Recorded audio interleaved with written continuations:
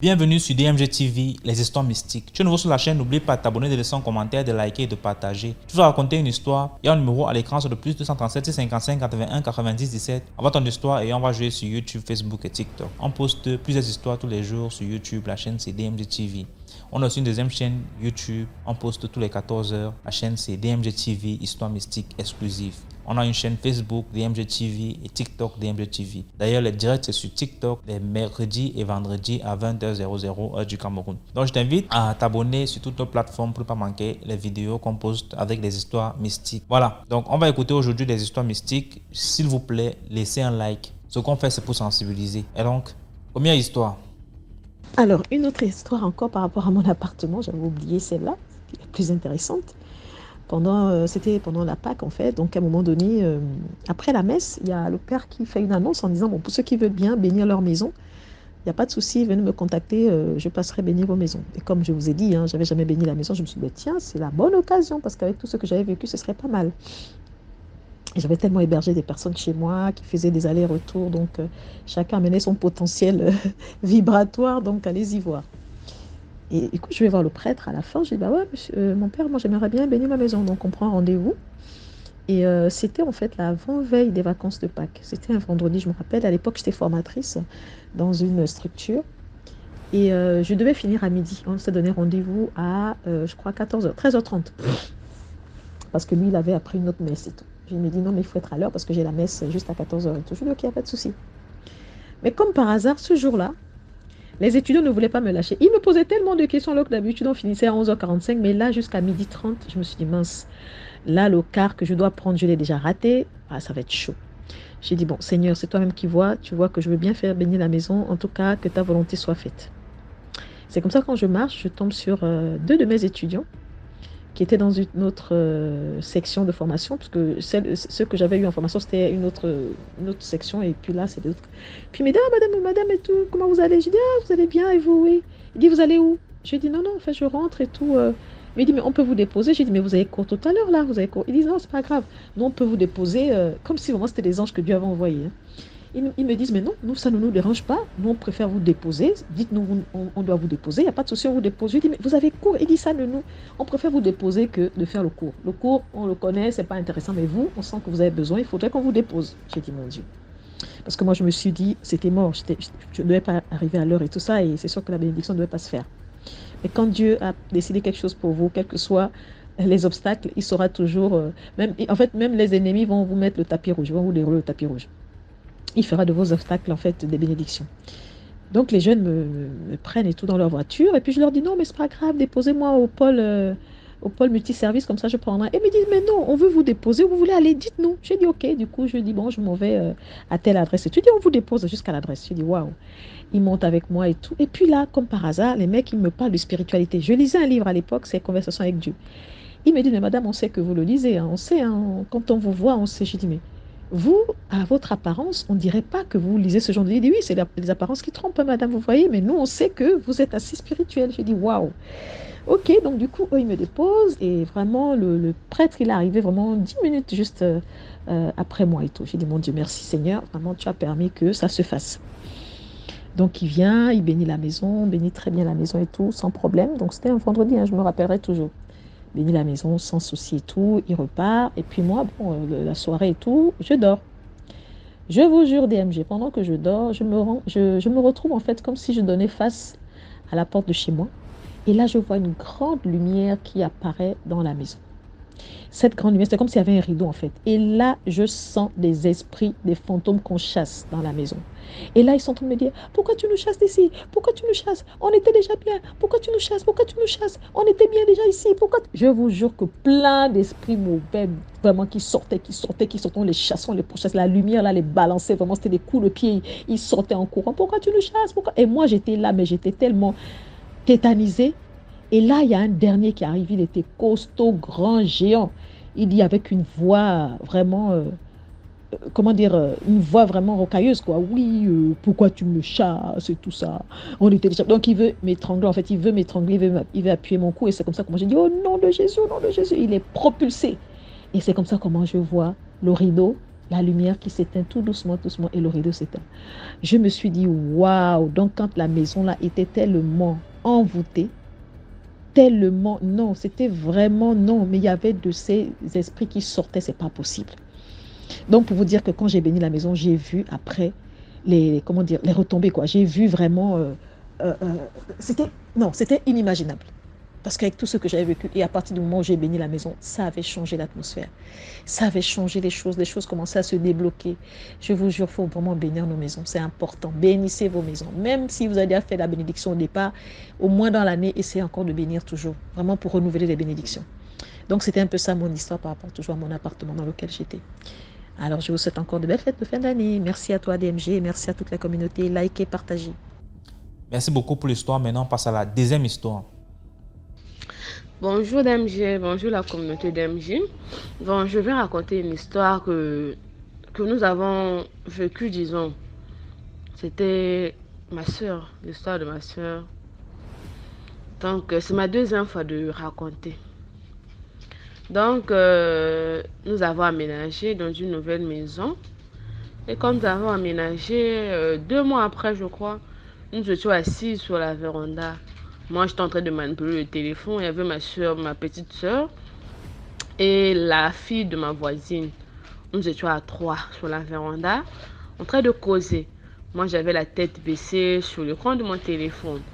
Soudain, ma soeur me dit qu'il y a un homme, quelqu'un qui est passé. Nous sachons que le portail était fermé. Le portail était fermé. Donc, ma soeur me dit que quelqu'un en noir, habillé en noir, est passé. Soudain, je commençais à la blâmer.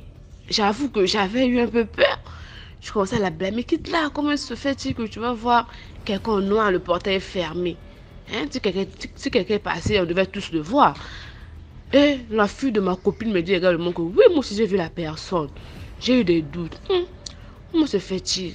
Au moins, si c'était une personne, je voulais dire que c'est une erreur. Mais 2 personnes, c'est pas une erreur. 2 personnes ont vu la même personne. En tout cas, je me suis dit, même vu que je ne crois pas en ces choses-là, j'avais des doutes. Je commençais à dire, blâmer là, laissez ça, c'est faux, comment ça? Vous voyez un esprit, après vous parlez normalement comme ça. Parce que moi, après, d'après les histoires, je sais que quand quelqu'un voit un esprit, donc, c'est plus la même personne. Elle a chair de poule que là, donc, disons, tu es comme paralysé. Je les ai blâmés là, mais malgré je leur blâmais, en tout cas, elles confirmaient que oui, elles ont vu quelqu'un. Tout au fond de moi aussi, j'avais un peu de doute. 2 personnes ont vu une même personne. Ça peut, mais on a laissé. Après une semaine est passée. La grand-mère de la fille de ma voisine là, sa grand-mère, j'étais dans la maison, j'ai fini de manger. Je sors dehors pour laver les mains à la pompe. La grand-mère là me dit que j'avais un esprit ici, il y avait un esprit maléfique, disons quoi. Que je sens l'odeur. Sinon, je ne sais pas. Je ne sais pas s'il y a d'autres personnes qui sentent la présence des esprits, mais elle me disait, elle m'a confirmé carrément que il y avait un esprit assis là par le côté de la pompe.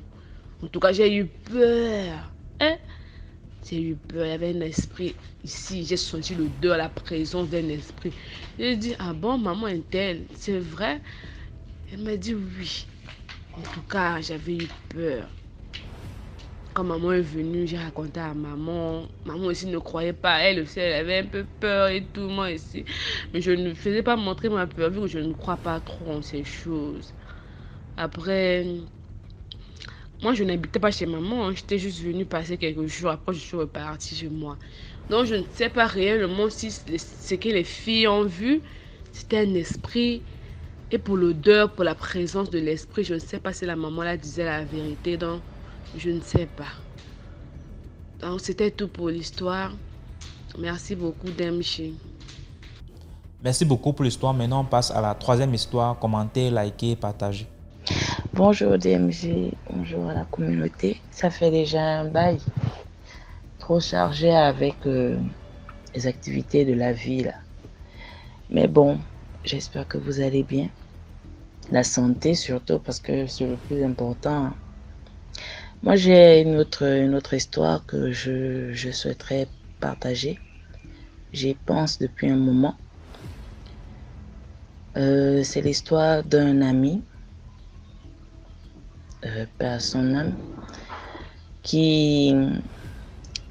un jeune qui nous a quittés à l'âge de 23 ans. Son histoire commence par celui de son petit frère, mais avant, je voudrais dire que c'est quelqu'un qui aimait vraiment la vie. Jeune, mais c'était rare de le voir faire un jour complet dans sa maison, vu qu'il avait un beau-frère qui a une boîte de nuit, et ce dernier le prenait souvent pour aller gérer sa boîte de nuit, pour s'occuper un peu des affaires, enfin au niveau de la boisson et tout. Donc lui, il aimait trop on va dire le paraître. C'est comme ça on les appelle au Gabon. C'est des jeunes enfants qui montraient, qui donnaient l'impression que ça va là. Je suis pas en train de le juger ou de le critiquer, non, ça c'est même comme ça que j'avais l'habitude de parler avec lui. Et je disais que j'aimais pas sa vie là, parce que moi je partais en passant. Déjà même que j'ai connu la boîte de nuit avec un ami. J'avais quoi, 23 ans quand je suis allée en boîte de nuit la première fois. Et depuis, c'est vraiment en passant. Donc quand lui aussi, il a fait ma connaissance, parce que c'était du style, il m'a vu. On avait 7 ans d'écart. Donc, il est venu, oh non, je t'apprécie, tu me plais et tout, commençait à draguer. Ah Seigneur, moi, vous les enfants d'aujourd'hui, là, vous êtes sans gêne. Donc après, on s'est familiarisé, il a commencé à m'appeler grande sœur, je conseille et tout. Donc on va basculer directement à son petit frère, parce que vu qu'on se fréquentait bien, donc si je prends dans le détail, ça va être long. L'année, j'ai oublié. Une année, son petit frère, chez lui, il se faisait déjà tard, je pense, était en train de suivre la télévision. Tout d'un coup, il entend du bruit en cuisine. Et vu que à cette heure-là déjà, tout le monde dormait, lui, donc ça l'a surpris d'entendre du bruit en cuisine. Et là, il dit qu'il va là. La personne ne réagit pas. Et quand il regarde bien, il voit une silhouette. Donc pour lui, il se dit c'est un voleur. Il se lève et il commence à crier. Qui est là? Voleur, présente-toi. Donc en parlant, il partait aussi vers la cuisine. Il voit la porte est ouverte. Là, automatiquement, il conclut que c'est un voleur. Il prend un objet, il commence à poursuivre la personne. Voleur, voleur, mais lui, il court, la chose aussi avance. Voleur, voleur, voleur. À un moment, il se blesse au niveau du genou. On ne sait pas avec quoi, il tombe. Petite blessure. Et quand il lève la tête, il voit la chose qui s'arrête et paf, elle disparaît. Là, il panique. Il se dit, mais attends, j'ai poursuivi quoi? Un être humain ou bien quoi? Voilà, le petit, il revient à la maison, il explique que les parents se sont réveillés, la maman, parce qu'ils vivaient avec leur maman. La maman s'est réveillée, le frère, la sœur, il explique que voici la situation et tout. La petite blessure là a commencé à créer des palabres. Le pied s'enflait, des fièvres, jusqu'on l'a interné. La maman, je ne sais pas comment je vais la qualifier, parce que nous, en Afrique, on se dit souvent, lorsque certains parents sont faibles face à certaines situations, soit on les a déjà, comme on dit, mangé le cœur, pour qu'ils ne puissent pas prendre ça au sérieux, ou bien, en fait, qu'ils puissent comprendre qu'il y a un souci, mais ils n'ont pas la capacité, la force là de se lever et de réagir. La maman, vraiment, elle était même allée dans une église éveillée, et là-bas, on l'avait dit, c'est pas simple, c'est un sacrifice qu'on veut faire.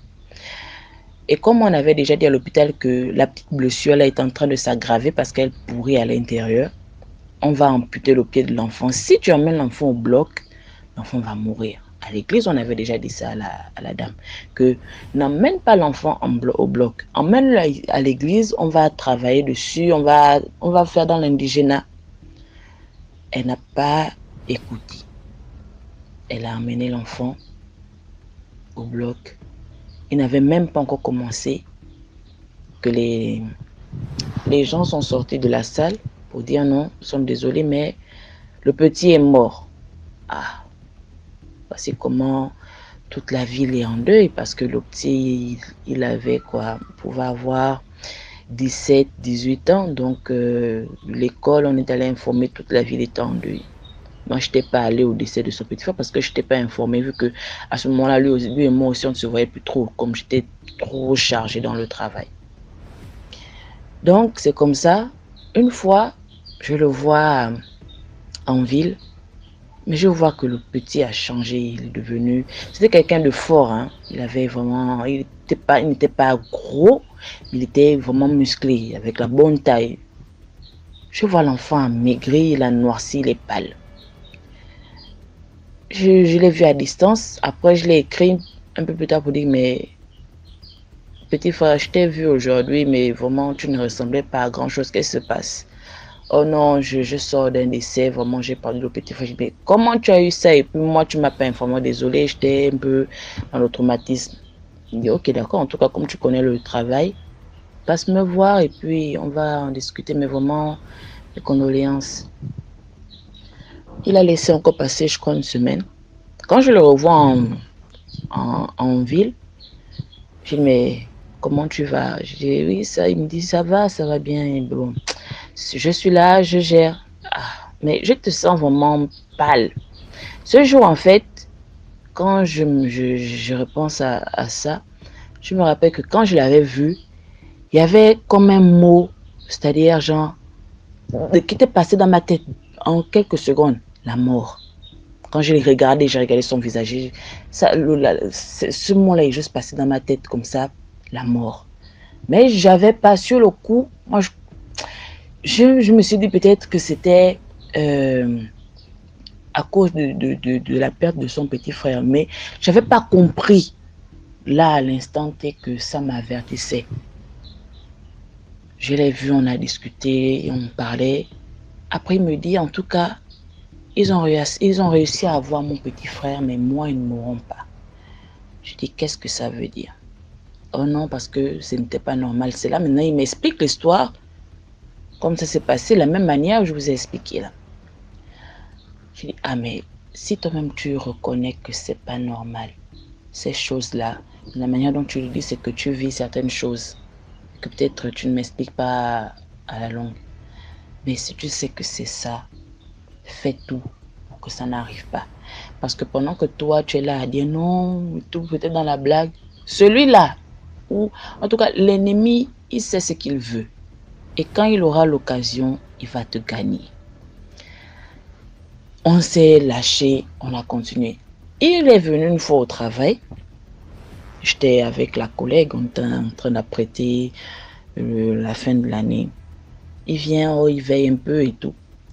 Je vois au niveau du cou, c'est un peu enflé. Je dis, mais gars, c'est comment tu maigris. Mais ton cou prend de l'ampleur. Il me dit, non, j'ai la maladie de la gorge, là. J'ai oublié le nom. Ça a gonflé. Oh, c'est ce qui... Je dis, comment ça? Tu bois trop, bien quoi? Je commençais un peu à m'énerver parce que je me disais, non, c'était dû au vin et tout. Après, il m'a dit non, il m'a expliqué un peu les raisons de la maladie. J'ai dit, bon, de toutes les façons, qu'est-ce qu'on a dit là-dessus? Oh, mais on m'a demandé d'aller aussi en salle d'opération. Mais sauf que j'étais à ton église, celle où je prie. J'ai dit, mais tu étais là-bas à quel moment? Moi, Mais non, le dimanche, toi, tu n'es pas parti. Moi, j'y étais avec maman. Et il y avait une délivrance, une séance de délivrance. Et c'est pendant cette délivrance-là que moi-même aussi, on m'a vu et on nous a conseillé de ne pas aller en salle d'opération, mais plutôt de faire un travail spirituel. J'ai dit, bon, tu m'as parlé par rapport à ton petit frère. Et tu m'as dit un peu ce qui s'est passé. Et ce qu'on avait même dit à l'église. Maintenant, par rapport à ce que toi-même on te sort, on te dit que ce n'est pas quelque chose de normal. Que ce que tu as au cou, ce n'est pas quelque chose de normal. On t'a fait savoir que la personne qui te veut du mal a pris un serpent. C'est un serpent qui te mord le cou. C'est un serpent qui était là accroché sur son cou. Et donc, tu sais que c'est mystique. Si tu vas en salle pour dire qu'on doit t'opérer, tu sais que tu ne vas pas sortir de là vivant. Qu'est-ce que dit ta mère? Parce que tu es toujours sous la responsabilité de maman. Qu'est-ce que dit ta maman? Bon, maman, vraiment, je ne sais pas. Et c'est là où lui-même me sort que j'ai l'impression qu'on a vraiment mangé le cœur. Parce que même à l'église, on nous a dit qu'elle-même, effectivement, on l'a aussi déjà affaiblie. On l'a fermé les yeux. Qu'elle ne puisse pas vraiment, même si elle veut se lever, qu'elle ne le fasse pas. En tout cas, on l'a assise dans le monde mystique. On l'a fait à ça pour dire qu'elle ne doit pas réagir. Donc, j'ai dit, bon, mon frère, moi, je te conseille, parce que spirituellement, ces choses-là, j'entends beaucoup parler. Et je crois dans le sens où je sais que l'être humain est capable de tout. Si on t'a demandé de faire un travail spirituel, fais le travail spirituel. La personne qui me l'a fait n'est pas loin de moi et à côté de moi, mais j'ai demandé qui. Ils m'ont dit que c'est si je fais le travail que je saurai. Parce que même ils ne peuvent pas me dire au cas où je commence à douter et tout le reste. J'ai dit, mais donc, si tu veux même, moi, je vais t'accompagner dans ça. Faut faire. Il m'a dit, oui, j'ai compris. J'ai beaucoup parlé. On avait fait quoi? Il était arrivé dans les 15 heures. On avait fait jusqu'à 17 heures. On était même rentrés ensemble. J'ai conseillé le gars. Ok, d'accord, j'ai compris. C'était un lundi. Mardi arrive. Le mois, on ne s'écrivait pas. Mercredi, il me dit, je suis à Libreville. J'ai dit, mais tu es à Libreville, pourquoi? Oh non, parce que c'est à Libreville qu'on va m'opérer par rapport à ce que j'ai. Je dis, mais tu es sérieux? Tu viens de m'expliquer une situation, tu viens de me dire réellement ce qui ne va pas. On t'a dit, c'est pas médical. On t'a dit que c'est mystique. Tu vas faire quoi à l'hôpital? Oh non, moi vraiment mon cœur n'est pas trop là-bas, j'ai déjà envie de guérir. J'ai dit, mais faire un travail spirituel d'une semaine et aller te faire opérer pour avoir une cicatrice, si même tu sors de là vivant, tu ne trouves pas qu'il y a une grande différence? Travail spirituel, toi-même aussi, Dieu va te montrer des choses. Hormis ce qui t'arrive, il va te montrer des choses enfin, il va te parler sur autre chose. Non, je suis venue, en tout cas, je veux finir avec ça, je veux partir. Ah, mon frère, bon, moi, je ne peux pas te forcer, hein, tu es grand. Je ne vais pas t'obliger, me dire, en tout cas, je suis aussi dans la prière.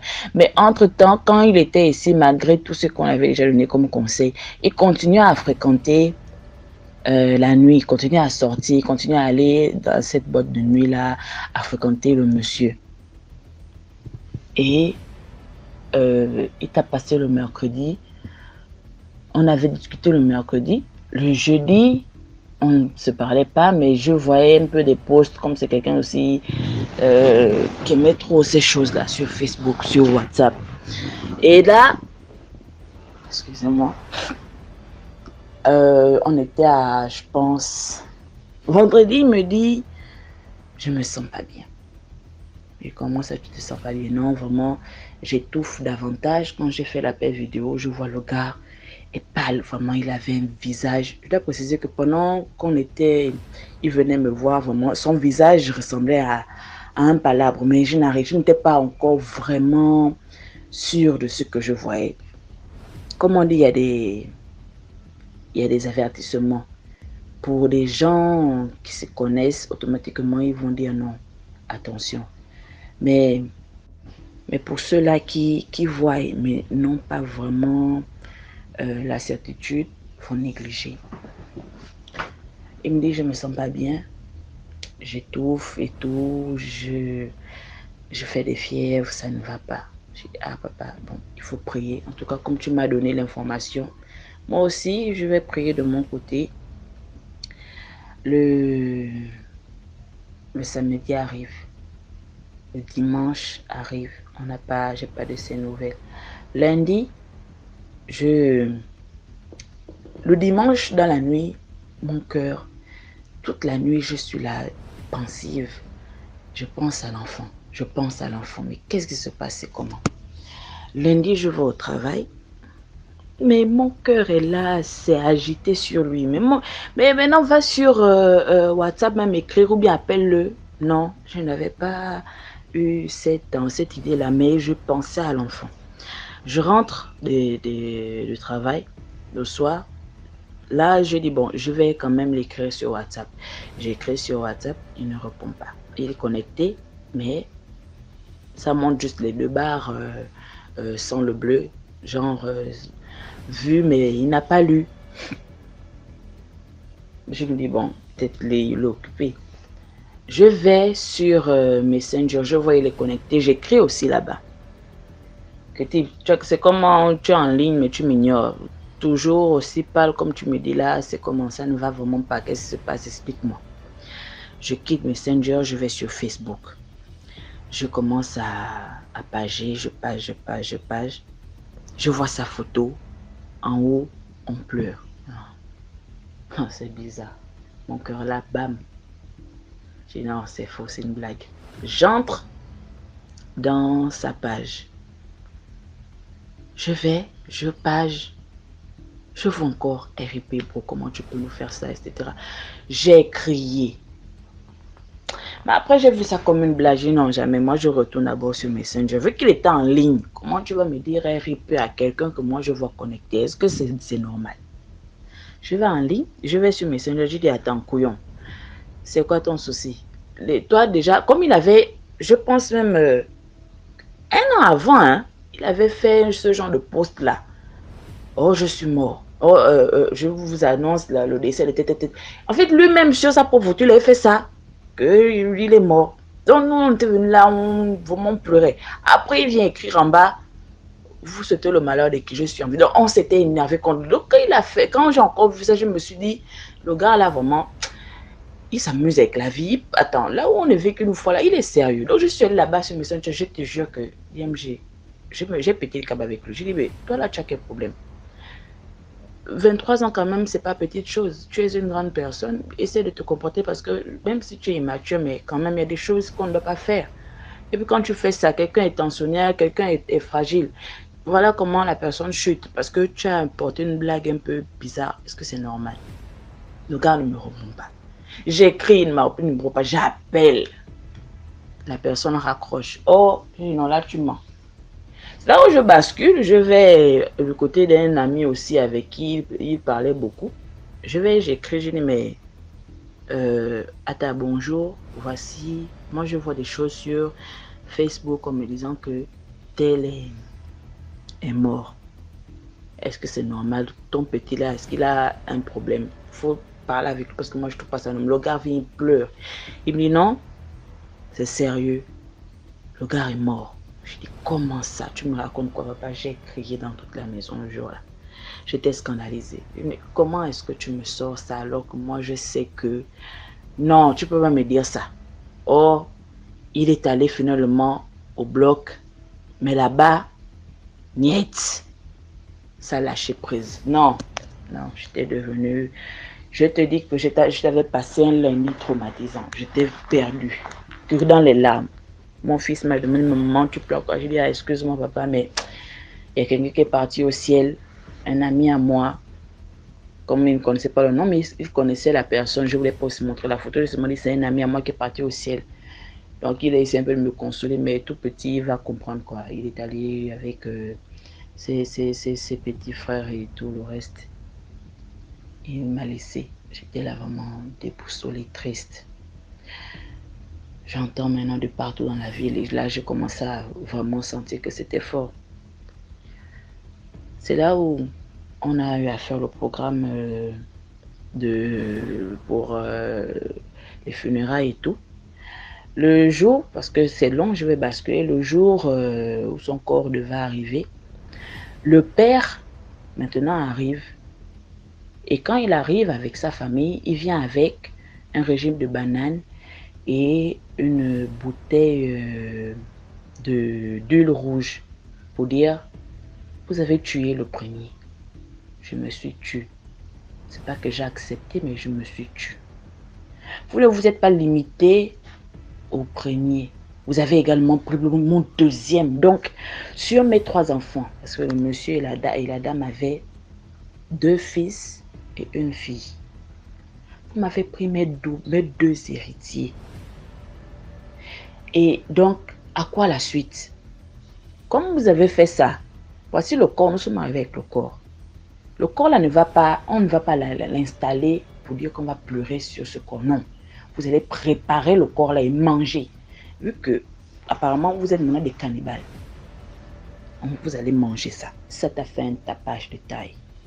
La mère était inconsolable. Le père, un moment, il a craqué, il a lâché prise. Tout le monde était en larmes. Mais c'était compliqué. C'est qu'ils ont eu une mort. Le petit frère et le grand frère ont eu 1 mois et demi d'écart. La mort les a attrapés ça comme ça en 1 mois et demi. L'autre est mort en mars. Lui, il est venu lâcher en mai. Oh. Les gens étaient vraiment inconsolables. Voici, le temps passe. Je revois maintenant la mère parce que la mère et moi, on est restés en contact vu que elle me connaissait au départ, mais elle ne savait pas comment je fréquentais son enfant. Donc après, quand elle m'a vu là-bas, vraiment, elle était là, vraiment merci. Elle a vu pas mal de ses amis. Ça l'a vraiment fait du bien. Et après, nous-mêmes, on venait souvent là, on la consolait. Et donc, une fois, elle m'arrête pour me dire non, vu que de tous ceux qui sont venus là-bas ce jour, c'est toi que je connais un peu mieux, j'ai quelque chose à te dire. Je dis oui, non, vas-y. Oh, mais vraiment, le décès de ton petit frère là, ça nous a traumatisés. Mais j'ai ma fille en France il y a quelques jours, qui m'a appelé pour me raconter un peu des faits bizarres. Elle me dit que sa petite fille de 4 ans était prête à aller dormir. Déjà, depuis que le fils est décédé, la fille de 4 ans en France, je précise, elle n'a jamais vu son oncle en question. En fait, elle n'avait jamais vu ses parents ici au pays, au Gabon. Elle était en France avec sa maman qui travaillait là-bas et tout. Elle est née en France. Donc, elle ne connaissait rien d'ici. La petite commençait à faire genre, oh maman, je vois tonton tel. Une personne même, elle n'entendait pas vraiment parler. Je vois tonton tel. Oh, il est dans telle pièce avec son petit frère aussi qui est décédé. Elle faisait ce genre de rêve. Un jour, pendant que la petite était dans le sommeil, elle se met à pleurer, à crier que « Laissez-moi sortir, je ne veux pas rester ici, laissez-moi, laissez-moi, laissez-moi. » Elle a commencé à te faire un truc. La mère réveille l'enfant, mais l'enfant ne se réveille pas. Elle a commencé à prier aussi sur place. Elle a appelé la maman ici au Gabon pour voir ce qui se passe. Moi, je ne comprends pas. Après, la petite s'est réveillée en larmes. Vraiment, elle tremblait. Elle pleurait. Elle a d'abord expliqué à la maman sans que la maman ne fasse la note vocale. Après, la mère a dit non, attends, il faut qu'on se calme. Elle a fait la note, elle a enregistré la chose. Elle a dit, maman, répète-moi ce que tu viens de me dire. Donc, c'est là où la mère maintenant me fait écouter la note. La petite dit, maman, j'ai vu tonton tel qui a tué tel et tel. Il les a mis dans une cage. Et là-bas, moi aussi, il est venu me chercher depuis ma chambre. Il est venu me chercher pour me dire que moi aussi, je dois partir dans cette cage-là. Et quand il m'a emmené là-bas, m'enfermer, les deux là m'ont dit, oh, toi tu fais quoi ici? Je n'ai pas censé être là. Retourne d'où tu viens. On ne veut pas que je reste ici. Retourne chez ta mère. Mais le tonton là disait que tu ne pars pas, tu restes ici. Quand elle donne même le nom de monsieur, la mère de la petite fille se met à craquer. Elle dit, mais attends, elle me parle là de mon ex. Donc elle parlait du gérant de la boîte de nuit, du responsable de la boîte de nuit. Elle dit que, mais attends, ma fille je n'ai jamais parlé à ma fille de 4 ans de ce monsieur. Elle te donne le prénom du monsieur et elle dit que c'est lui qui a mis ses deux oncles dans la cage et que il est aussi venu la chercher pour dire qu'elle aussi doit être dans la cage. Mais les tontons ont dit qu'elle n'a pas sa place ici, elle ne doit pas rester là, elle doit partir. Donc, il y a eu une bagarre dans leur monde là-bas. Mais le tonton a l'habitude de venir ici dans sa chambre pour dire que je viens te prendre, allons. Et à chaque fois, moi, je console l'enfant, mais je ne comprends pas. Mais elle te donne les détails, le nom de la personne. C'est quelle histoire, ça, c'est du sérieux. Elle a appelé le gars, elle a dit que papa, je vais descendre au pays. Je vais arriver et je vais faire ce qu'il faut parce que j'ai la preuve. Une fille un enfant qui ne t'a jamais vu, te décrit et donne même ton prénom. Ne viens pas me dire que je suis ma boule. Le gars a commencé à paniquer. Oh non, je ne suis pas d'accord. Vouloir influencer que moi aussi, donc je vais faire une plainte qui va te trouver en France. Elle ne va pas faire. Moi, je vais venir au Gabon pour ça. Quand elle a expliqué à la maman, la mère a dit non. Si réellement c'est le cas, autant ne pas venir. C'est parce que si tu viens, ça va donner encore des possibilités de t'avoir bien plus. Reste là où tu es, mais au contraire, reste dans la prière. Moi-même ici, je vais faire ce qu'il y a à faire. Mais comme au départ, c'est quelqu'un déjà qu'on a dit, on a mangé le cœur. La maman elle-même, quand elle m'en parle, je ne sais pas si elle s'attendait à ce que moi je puisse dire non, maman, je vais prendre l'affaire en main, mais je ne peux pas. Je connais le petit, lui et moi nous sommes qu'amis, je n'ai aucun lien de parenté avec lui, donc je ne peux rien faire. Elle me dit encore qu'il y a sa collègue qui est venue dire que, ah maman, les décès que tu as eu là ne sont pas simples, parce que moi j'ai vu tes deux fils à l'entrée de la boîte de nuit, disant que c'est le monsieur là qui nous a fait ça. Oh.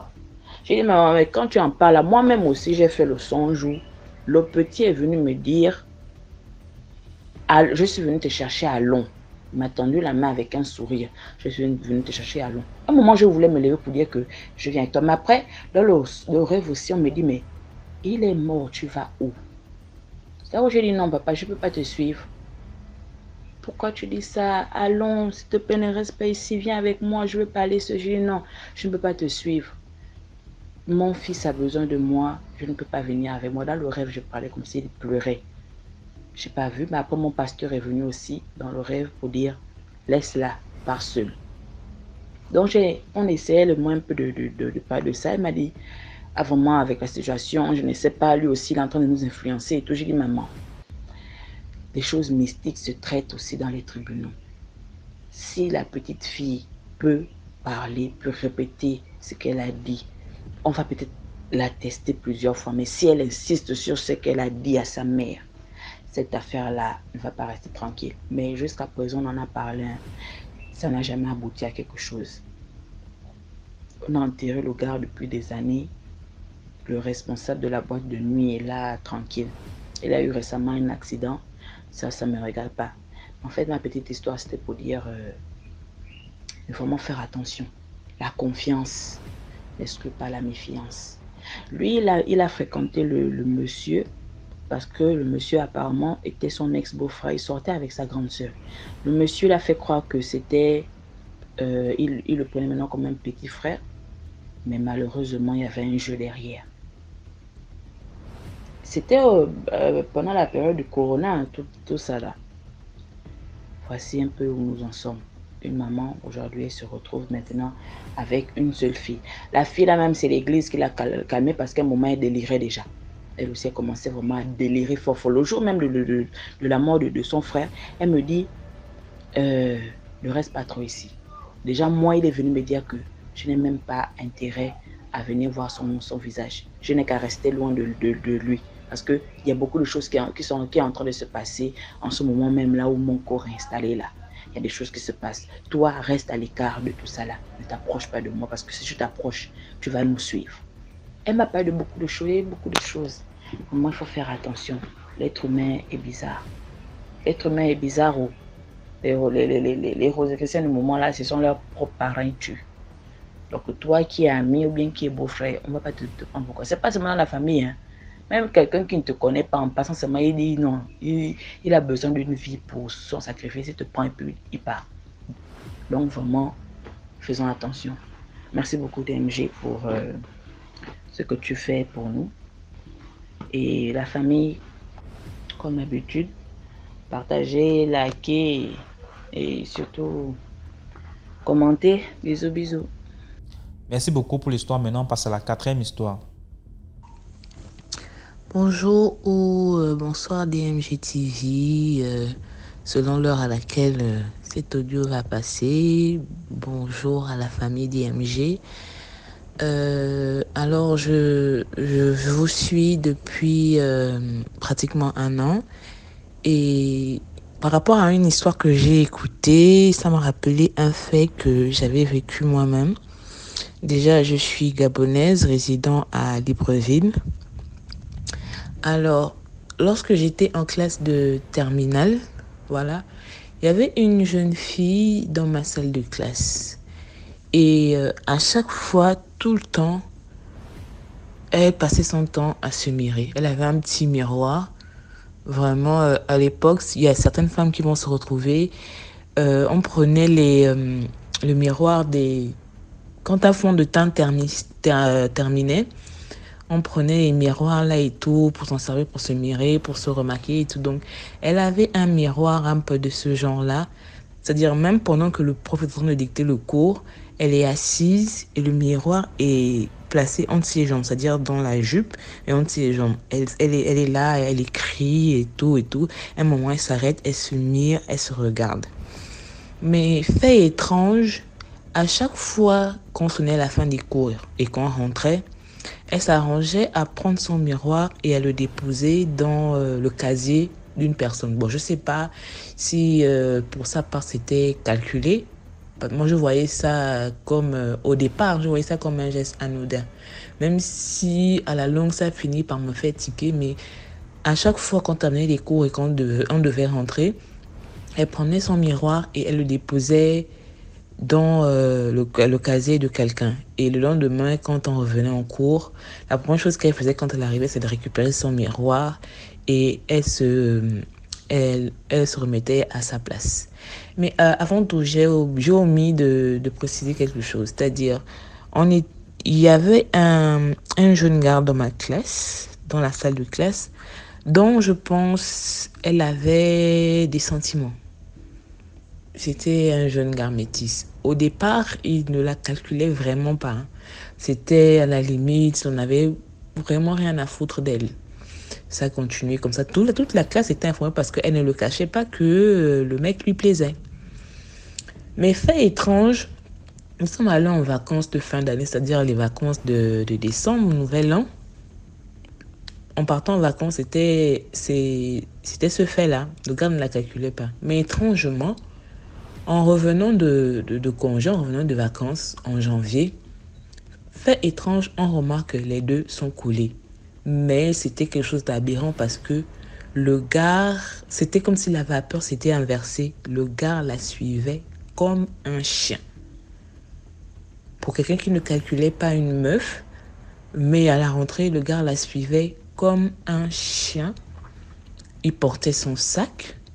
C'est lui qui allait au foyer. Chez nous, on appelle ici le foyer, dans les lycées, là où on vend la bouffe. Celui qui allait au foyer, il allait acheter des sandwichs, des jus. Il la suivait de partout. C'était une parenthèse. Et ce fait déjà m'a fait tiquer. J'ai rien compris. Je dis, mais qu'est-ce qui se passe? Fait étrange. Maintenant, je rentre dans le vif de l'histoire. Un jour, voilà, on a fini les cours. Je suis rentrée à la maison. Je suis arrivée, j'ai mangé. Je me suis reposée. Et en après-midi, j'ai bossé. Tranquillement, le reste de la journée a suivi son cours. En allant dormir, c'est-à-dire dans la nuit, je rêve de cette jeune fille-là. Je rêve de cette fille-là. Elle avait une longue robe bleue, mais le bleu nuit, le bleu qui tire un peu au noir, le bleu vraiment sombre. Elle avait ça. Mais dans le rêve, ses cheveux étaient longs et noirs. Le noir de geste, c'est-à-dire quand vous regardez le cheveu, la consistance, les cheveux sont épais et longs et elle avait un teint blanchâtre parce que de base, elle est de teint clair, mais elle avait un teint blanchâtre. Et dans le rêve, je la vois, je lui demande, mais tu fais quoi là? Qu'est-ce qui se passe? Et une fois que je prononce cette phrase, elle se jette sur moi comme si elle voulait m'attaquer. Donc on a lutté là et tout, mais j'ai eu de l'ascendant sur elle, donc je l'ai frappée et tout. Mais étrangement, en me réveillant en sursaut, j'ai été prise de colère, vraiment, je bouillonnais quoi. Je me disais que en tout cas, elle va me sentir demain. Ce qui fait que je me suis levée le matin. En me levant le matin, j'avais toujours la même colère parce que je me comprenais pas en fait. Et comme je la soupçonnais, parce que je la trouvais vraiment étrange, et il y avait des moments où on peut être là assis, elle se met à saigner du nez. En fait, elle avait un comportement vraiment terrible quoi, étrange. On se posait des questions en salle de classe, elle était vraiment bizarre. Donc, en me levant ce matin, je vais en cours et tout. Une fois que j'arrive, quand je m'assieds, je baisse la tête, je constate qu'il y a 100 miroirs dans mon casier. Oh là là, mais franchement, la colère, je pense, elle a triplé sur place. Et quand elle est arrivée, je viens de commencer à crier sur elle, en fait, qu'il faut arrêter. Ce que tu fais là, il faut arrêter. Tu ne le fais pas avec moi et tout ça, machin. Faut franchement arrêter. En fait, j'étais en colère, je criais sur elle et tout. Et après, elle m'a répondu, ok, d'accord, j'ai compris. Sur le coup, ça m'a refroidi parce que elle me fixait et elle m'a dit, ok, d'accord, j'ai compris, tu me l'as déjà dit. Donc, c'était un peu pour éveiller les consciences. S'il y a il y a des petits frères et des petites sœurs qui sont en classe d'examen, vous savez, c'est une classe bizarre de 1. Il faut faire attention surtout avec vos effets, ne pas prêter les cahiers, ne pas prêter les stylos, en tout cas les effets personnels. Et de plus, même dans le monde du travail, c'est-à-dire, il faut faire attention. Quand vous vous levez le matin, il faut toujours remettre votre vie entre les mains du Seigneur parce qu'on ne sait pas les personnes qu'on côtoie. Et de plus, je pense peut-être plus de 5 ans plus tard, 5 ans, oui, je pense 5 ans, j'ai revu ce gars-là. Le gars en question dont je parlais qui au départ était réticent par rapport à elle et par la suite en venant de congé qui était comme un chien. J'ai revu ce gars-là et il m'a expliqué que vraiment il sort de loin. Donc on était là, on se voyait comme des jeunes filles, nous sommes en terminale, c'était à l'âge de 17-18 ans par là. Mais on ne sait pas comment les gens vivent chez eux. Vous vous retrouvez dans un milieu, c'est le milieu scolaire, mais vous ne savez pas comment les gens, eux, vivent dans leur maison. Et il m'a fait comprendre que là où elle résidait chez une de ses tantes, mais sa tante avait un banja. C'est-à-dire que là où elle vivait, il y avait le banja. Donc à son âge déjà, elle voyait certaines choses, elle touchait des choses, elle faisait des bains et que il m'a dit non que la fille l'avait envoûtée. Vraiment envoûté où il était prêt à tout donner à cette fille-là jusqu'à ce que ses parents ont dû réagir. Ses parents ont dû réagir à un moment donné parce qu'il avait commencé par maigrir, il avait commencé par genre dépérir quoi, vraiment perdre l'éclat, on ne comprenait pas. Et ses parents, parce que sa maman est gabonaise, il est métisse, c'est son papa qui était français, mais sa mère étant gabonaise et elle est née ici pour nous. Elle a dit, elle a amené son fils chez les Noirs qui lui ont dit que c'est cette jeune fille-là. C'est-à-dire elle avait cadenassé et elle puisait son énergie, elle puisait ses chances. Donc vraiment, j'exhorte tout le monde à être vigilant, franchement, et de toujours remettre sa vie entre les mains du Seigneur. Merci encore DMG, je vous demande de liker, de partager, de commander. Je te dis merci infiniment pour ton concept parce que ça éveille vraiment. On apprend beaucoup et ça permet d'être plus vigilant. Merci, au revoir. Merci beaucoup pour l'histoire. Maintenant, on passe à la 5e histoire. Likez s'il vous plaît. Avant de continuer, juste pour vous dire que le deuxième film va être diffusé aujourd'hui. Donc je vous invite tous à aller regarder le film. Et on pourra laisser nos impressions en live, en commentaire. Vous êtes libre de donner vos points de vue et nous essaierons d'appliquer vos différents conseils dans les prochaines productions. Le titre du film, c'est Le Pacte. Donc, allez sur YouTube, tapez DMG Productions, Le Pacte, la vidéo est là, le plus intéressant. Mais avant, je tiens à signaler aussi que n'amenez pas les enfants très sensibles là à regarder le film parce que c'est un peu un film. Il y a des scènes un peu choquantes dedans. Je ne parle pas de nudité, hein, je parle des scènes vraiment choquantes, ça va pas être évident. Donc, s'il vous plaît, retirez d'abord les enfants et les âmes sensibles là de côté. On va voir le film. Bonjour DMG, comment vous allez? J'espère que vous allez bien. Je salue toute la famille DMG. J'encourage vivement les gens qui racontent leur histoire. Je leur encourage vraiment qu'ils continuent, car ça édifie beaucoup même. Bon, je voulais relater une histoire que j'ai même vécue. J'étais là même. Bon, si vous vous souvenez bien, il y a 2 semaines passées, il y avait des manifestations qui étaient ici, au Sénégal. Bon, il y avait la police qui avait un manque de personnel et ils nous ont appelés pour leur appuyer. Ouais. J'en fais partie des gens qui appuyaient la police. Bon, il y avait un samedi, on était sortis pour faire du ramasse. On allait de boîte de nuit, on allait de bar en bar pour vérifier les karatés. Ceux qui n'ont pas de karaté, on les ramasse.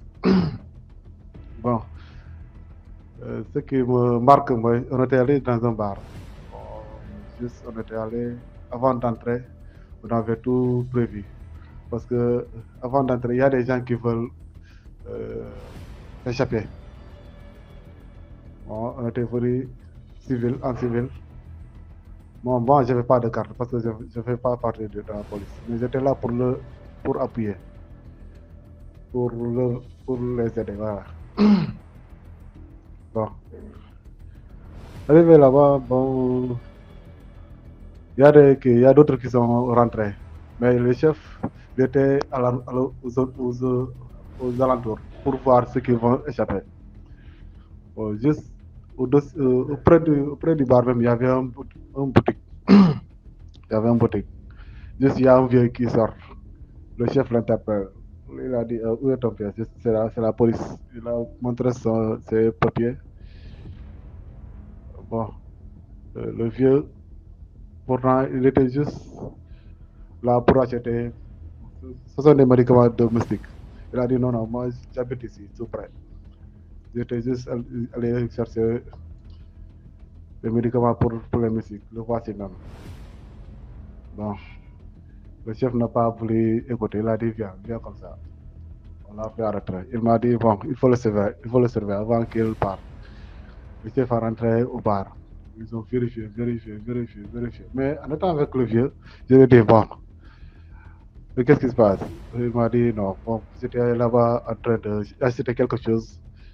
En rentrant, pourtant j'habite ici même, au 2e étage. Je lui ai dit, non, c'est ça seulement. Il n'y a pas de problème. Nous sommes des bandits qu'on cherche. Attends, si le chef vient, je vais l'expliquer pour qu'il te libère. Bon, je lui ai demandé même son nom. Il m'a dit, bon, il s'appelle tant. J'ai dit, ok, il n'y a pas de problème. Bon, il y a le chef de patrie qui est revenu avec d'autres gars qui l'ont ramassé. Plus de 8 gars, ils ont ramassé pour rentrer à la. Il y avait une voiture qui était là. Ils ont fait rentrer les autres. J'ai appelé le chef. Je lui ai dit, le vieux, il faut le laisser parce qu'il habite ici. Il m'a dit qu'il habite ici. Il m'a dit, non, il n'y a pas d'histoire. Il a un peu de test. Je lui ai dit, non, mais il était sorti juste pour acheter quelque chose ici à la boutique. Il faut le laisser. Je lui ai dit, non, comme il n'y a pas de quarantaine, on va l'amener. On a fait rentrer tous les autres. Les 9 personnes qu'on a attrapées là-bas. Le vieux a regardé, il a dit non, il ne peut pas entrer ici, quoi. Mais on était là, on il a dit non. Je lui ai dit, comme le chef a dit, on part jusqu'à là-bas, on va te libérer, il n'y a pas de problème. Le vieux, il est assis comme ça, il a dit non, moi je ne vais pas entrer ici. Je vais vous devancer, vous allez me trouver là-bas. Mais on aurait tous ébahis. On dit, comment ça? Non, mais tu vas rentrer, on va partir ensemble. On ne fait pas ça comme ça. Le chef est venu, comme bon, il est de choqueur, il est toujours énervé, je ne sais pas pourquoi. Il est venu, il a essayé de le bousculer pour qu'il rentre dans la voiture. Le vieux, il a dit, attends. Le vieux l'a dit, oui, attends, je vais rentrer. Le vieux a soulevé son grand boubou. Mais danger. Il a touché quelque chose là-bas. Mais je ne sais pas c'est quoi. On n'a plus vu le vieux. On n'a plus vu le vieux.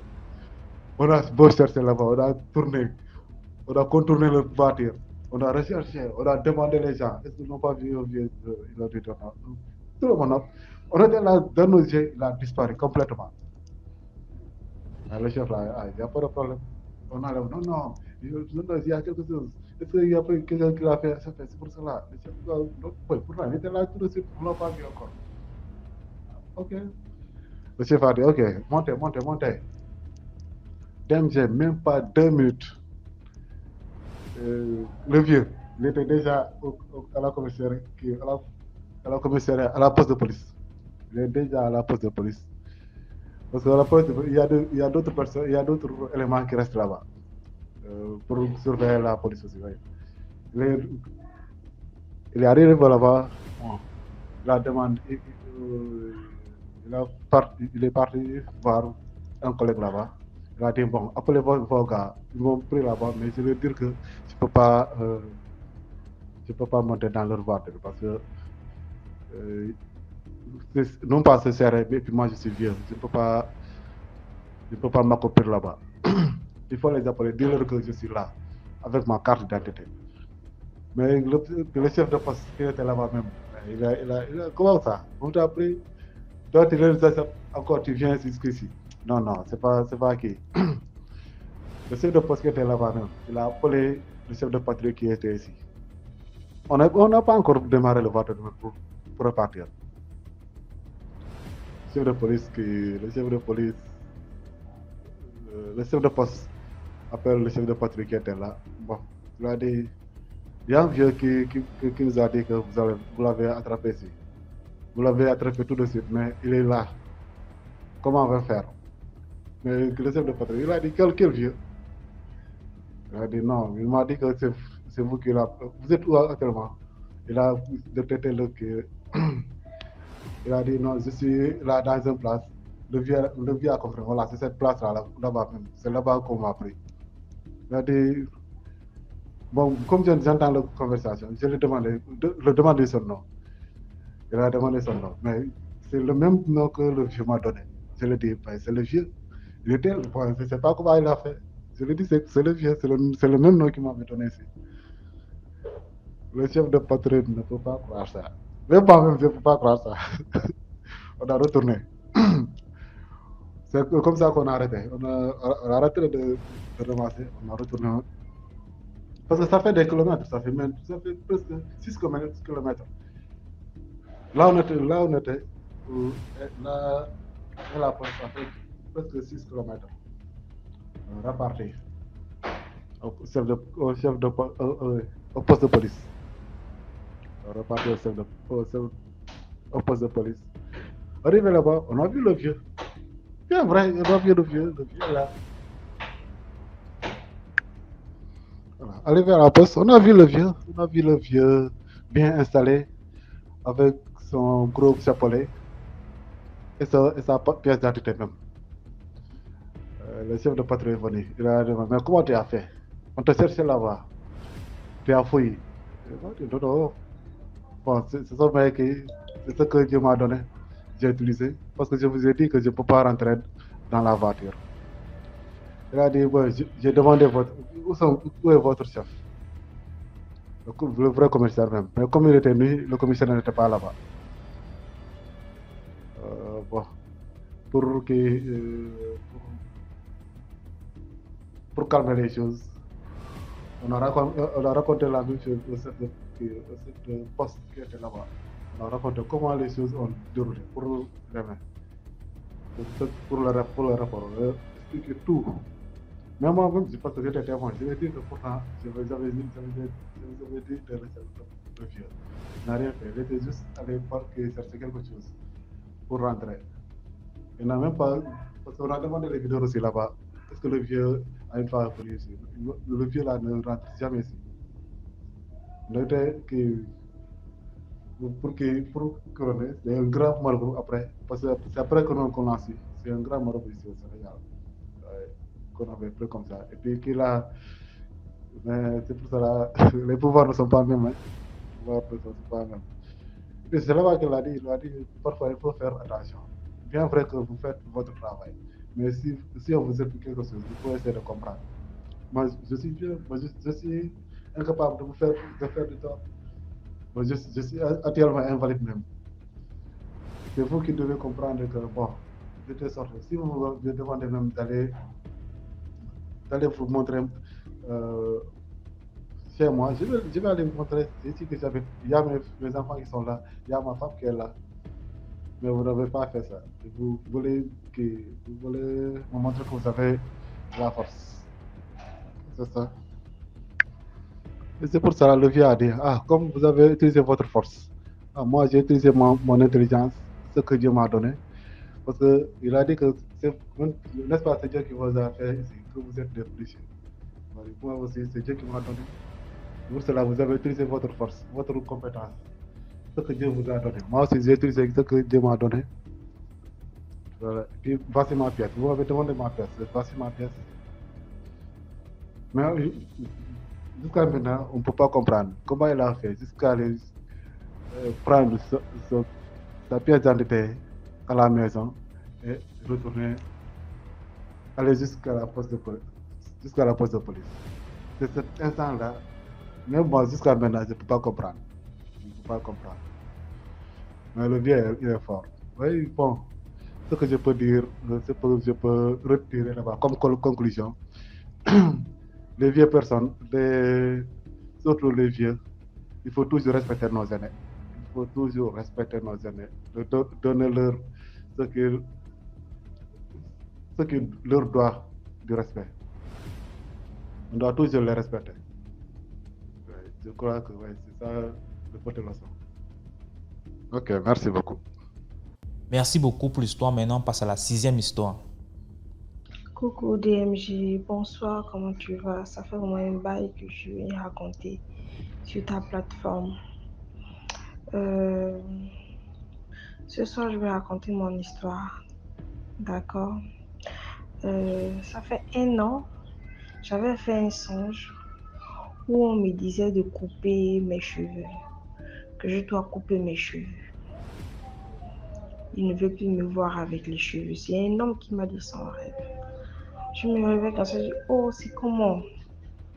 Pourquoi on me demande de couper mes cheveux? Mon Dieu, si je coupe mes cheveux, je vais me coiffer comment maintenant? 1 an est passé. Et après 1 an, donc on va dire, on compte peut-être 3 mois ou 4. Je fais encore un autre songe où mes cheveux, on m'a coupé ça. Mais la façon dont on m'a coupé ça comme une folle. Genre, ici c'est coupé, là c'est pas coupé. En tout cas, c'était découpé comme des fous. Je me suis réveillée, oh, mon Dieu, mes cheveux étaient comme une folle. C'est comme ça qu'après quelques temps, moi-même, je ne sais pas, j'avais quand même un peu de longs cheveux, hein, quand même. Moi-même, je ne sais pas ce qui m'a piqué, j'ai commencé à couper mes cheveux. J'ai dit, c'est trop long. C'est trop long, je coupe ça. Donc j'ai essayé de diminuer ça pour dire que je vais faire un peu la coiffe, genre cheveux courts là et tout. Mais malgré ça, c'est vu que c'était pas vraiment court, donc du coup je faisais quand même des tresses de temps en temps. Donc c'est comme ça. Donc c'est comme ça que après, je me rends compte que sur mon côté, sur mon côté droit, hein, sur mon côté droit de la chevelure, ça, comme si je commence à voir la chauve. Ça manque, les cheveux quittent seuls. La tête me fait gratter. Je dis, mon Dieu, j'ai quoi la tête? Je n'ai pas les pellicules. Je n'ai pas les poux, parce que ce sont les poux qui font gratter ou bien les pellicules, les trucs blancs là. Je n'ai pas tout ça. Et en plus, j'ai des shampoings. J'ai des shampoings et tout. Mais c'est comment? Je gratte la tête, je gratte la tête, je gratte la tête, ça ne finit pas. Jusqu'à je demande à mon fils, essaie un peu de me regarder, j'ai quoi à la tête? Qu'au moment tu n'as rien. Je dis, tu es sûr, mais ma tête me fait gratter, mon Dieu, ça gratte comme pas possible. C'est comme ça que je parle avec ma mère. Je fais un appel vidéo avec ma mère, vu que ma mère, elle est spirituelle et tout. Donc, c'est comme ça que je fais appel vidéo. On vient me voir parce qu'on est à distance. On n'est pas dans le même pays. Donc, c'est comme ça qu'elle me dit que, oh, Mariam, c'est... Oh. Désolée. C'est comme ça qu'elle me dit que, oh, c'est comment? Tu ne vois pas ta tête là. Je dis, oh, maman, c'est quoi ma tête à quoi? Oh, mais ici, quand tu as la calvitie, tu as la chauve. Ici, tu n'as pas les cheveux. Tout ça, c'est en train de manger, tout. Je dis que, ah, je comprends. Oh, tu te balades comme ça. Je dis, ah, oui. Elle dit que, mais tu ne vois pas comment tes cheveux sont. Je dis que si je vois. Mais dans mon cœur, désolée, dans mon cœur, le cœur me parle que, oh, je vais finir par couper les cheveux là, mettre les cheveux là totalement à boule à zéro parce que là, franchement, ça me dépasse. Je suis même allée en pharmacie, essayer d'acheter quelque chose, me trouver quelque chose parce que je ne comprenais pas pourquoi ma tête gratte. Je n'ai rien, ma tête est propre. C'est comme ça que ma mère me dit, va couper les cheveux. Je dis, oh, donc en fait, il fallait la force de ma mère pour que j'ai le courage d'aller couper mes cheveux boule à zéro. C'est pour ça que je pars chez le coiffeur, je me coupe les cheveux. DMJ. Le soir même, je me rappelle, c'était un samedi. Oui, c'était un samedi. Je me suis coupé les cheveux vers 17h, 18h. Bon. DMJ, quand je me coupe les cheveux comme ça, là, quand je rentre à la maison, je ne me sens pas bien. La fièvre me dérange. Ça ne va pas. Mon corps, tout le corps me fait mal. Ça ne va pas. Ça ne va pas. Oh, c'est comment? La tête, quand tu vas me faire gratter. Marie, que j'ai la boule à zéro, la tête gratte. Mais je regarde la tête même au miroir comme ça. Ma tête est propre. Ça gratte comme ça. C'est comme ça que ma maman me dit. J'appelle ma mère le lendemain. Je dis, oh maman, ça ne va pas ici. Je ne me sens pas bien depuis hier, depuis que j'ai coupé mes cheveux. Je ne me sens pas bien. Je suis vraiment malade. Elle me dit, ça va aller. Elle me dit ce qu'il faut faire. Prendre des trucs et tout. Elle m'a montré un truc traditionnel pour que je puisse consommer. C'est comme ça qu'elle m'explique. Elle me dit, on t'a fait quelque chose depuis la naissance. On t'a fait quelque chose depuis la naissance et que j'avais l'époux spirituel. J'avais l'époux spirituel et si la fièvre m'avait trouvé avec les cheveux, avec un peu de cheveux comme ça, comme j'avais, on devait parler autre chose. Donc c'est comme ça que je tiens à préciser que c'est ma maman spirituelle. D'accord, ok. Donc elle est plus qu'une maman pour moi. Parce que, bon bref, je vais vous épargner les détails pour aujourd'hui. Donc, elle m'a dit que j'avais l'époux spirituel et que à la longue, je vais arrêter. Tu vas voir que ta tête va cesser de gratter. C'est pour ça que je suis là. Premier jour, 2 jours, 3 jours. Bon, la tête continue, tu vas faire gratter 1 semaine, 2 semaines.